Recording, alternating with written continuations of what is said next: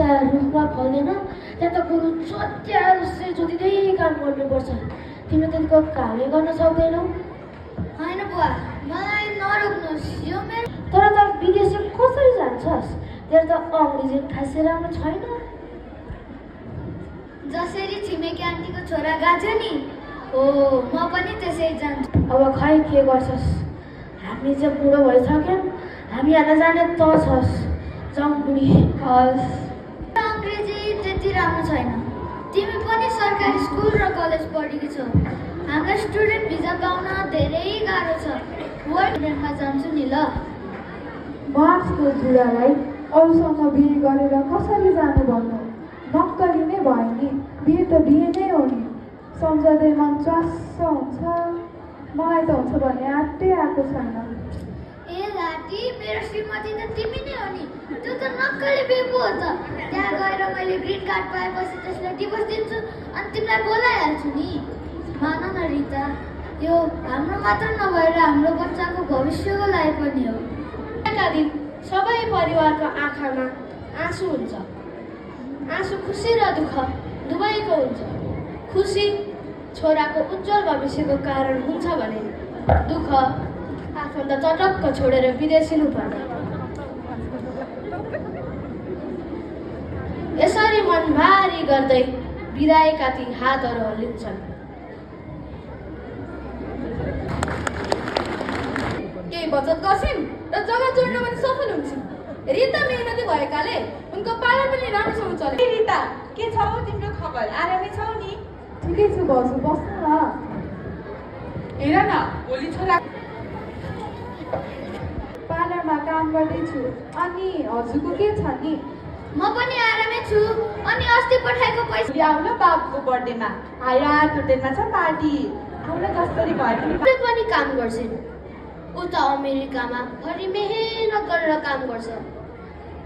उसले काम गर्ने ठाउँमा नेपालबाट गएका रमेश, दिनेश र श्यामलाई भेट्छ। के अमेरिकाको जीवन उसले सोचे जस्तो भेट्छ त? अब अमेरिकातिर लागौँ।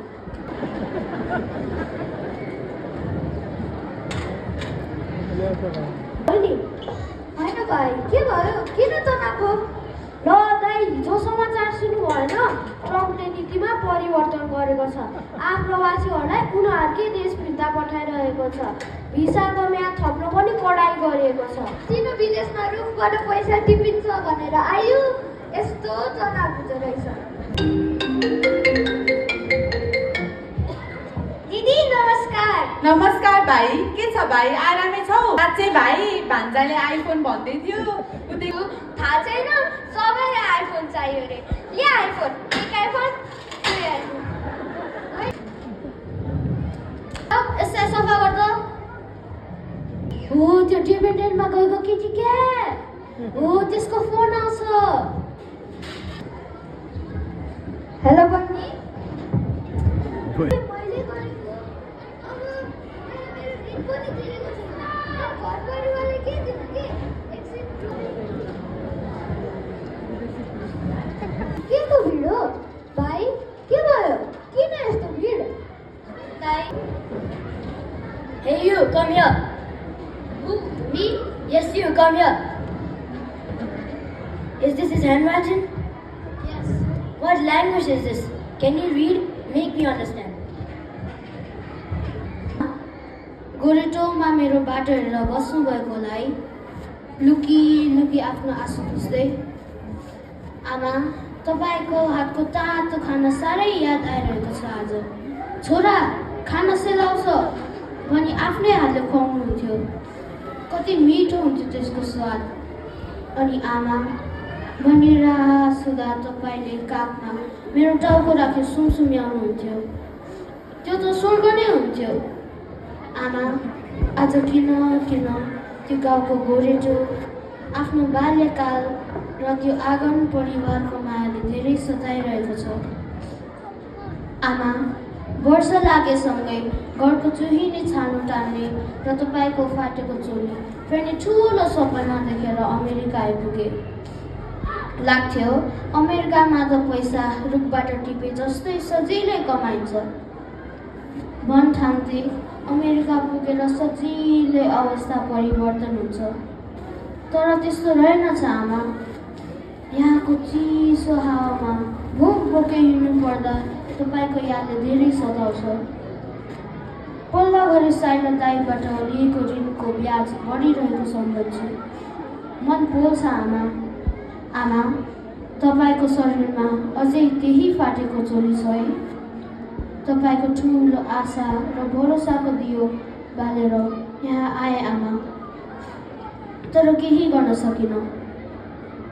तपाईँ कति अभागी हुनुहुँदो रहेछ आमा। थोरै कमाई, काममा साहुको किचकिच, घरिघरि परिवर्तन हुने। यहाँको नीति, घरको ऋणले म तनावमा छु आमा। यहाँ आफ्नो दुःख पुग्ने ठाउँ पनि छैन, कोहीसँग समय छैन आमा। आमा, तपाईँको कोखमा बास लिएर जन्मिए पनि मैले हजुरको 10 धारा दुधको ऋण तिर्न सकिनँ। धिक्कार छ मलाई। आमा, अभाव, दबाव, अशान्ति र पीडाका कारण मलाई यस्तो संसारमा बाँच्नै मन लागेको छैन। आमा, मलाई माफ गर्नु है। म यो पीडामा बाँच्न सक्दिनँ, फर्केर पनि आउन सक्दिनँ। आमाको सपना पुरा गर्न नसक्ने छोरालाई बाँच्ने अधिकार पनि छैन। आफ्नो कोख बिर्सन गाह्रो छ आमा, तर छोरा विदेशमा हरायो भने सम्झनु है। म यो संसारबाट सदाको लागि बिदा लिँदैछु। मलाई माफ गर्नु आमा, तपाईँको सपना पुरा गर्न सकिनँ। मलाई साम्न दिनु है मेरी प्यारी आमा। सदाको लागि बिदा मागे आमा, तपाईँको अभागी छोरा Shyam.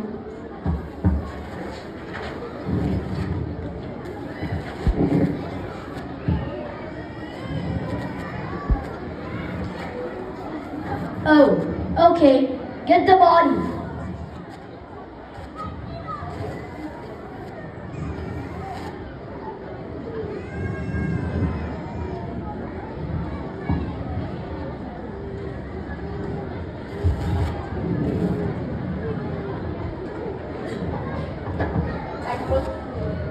Who's the nation?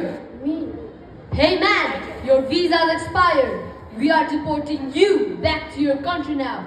Grab your stuffs as soon as possible. no, I applied extension, no. No man, it's rejected. Pack your stuffs. In big trouble.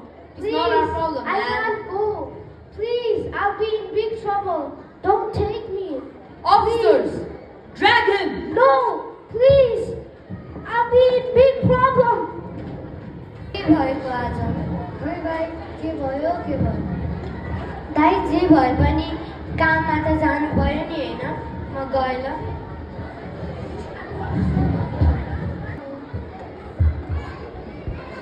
के भयो तपाईँलाई? किन यस्तो निराश हुनुभएको? आँखाभरि आँसु छ त। के भयो भन्नु न। आज पछि सङ्घर्ष गर्दा गर्दै उसलाई मर्नु बेस लाग्यो। अनि थाहा छ रिता, आज दिनेश भाइलाई पनि रिपोर्ट गर्यो। हो र? कस्तो कुकुर जस्तै लपटिरहेको छ। अनि थाहा छ त्यो केटी जसको म डिपेन्डेन्टमा आएको थिएँ, हो त्यो केटीले मलाई ब्ल्याकमेल गरिरहेको छ। पैसा अनुहार सम्झिनु, आमा बुवाको छोराको अनुहार सम्झिनु। भयो, छोडिदिनुहोस् विदेश। चाहिँदैन हामीलाई ग्रिन कार्ड। हेर्नुहोस्, तपाईँले पठाएको पैसा मैले सुरक्षित राखेकी छु, त्यसैले केही गरौँला। परिवारभन्दा हस्, धेरै तनाव नलिनु है। कोर्स गर्यो त्यो डिपेन्डेन्ट केटीलाई। कस्तो तनाव है। उता अमेरिकामा हरिले होटलमा काम गरेको थियो नि, हो त्यहाँ विभिन्न भाषा सिकेको थियो र बाहिर नि बन्द गरेछौ, के गर्दैछौ र? भाउजू, पालो बन्द गरेँ नि, चलाउने सम्म भाउजू। मैले गर्न सक्ने त म गरिहाल्छु नि। हेर न रिता, मेरो बुढालाई पनि अमेरिकाबाट नमस्कार। नमस्कार बाबु। के गर्छौ रिता? बुद्धि बिग्रिएपछि सधैँ यसरी नै चल्छ भनेर मैले पैसा पानी सरी बगाएँ। के नचाहि गर्ने लगानी गर्ने गरौँ भने हाम्रा नेपाली युवाहरूले आफ्नो जीवन भर विदेश बस्नु पर्दैन र आफ्नै ठुलो पछुतो भइरहेको छ। तर अहिले पछुताएर के गर्नु? त्यसैले म सबैजनालाई मैले गरे जस्तो गल्ती नगर्नु, र सकेसम्म रेमिटेन्सको सदुपयोग गरेर आफ्नो आफन्तलाई घर फर्किने वातावरण बनाइदिन आग्रह गर्दछु।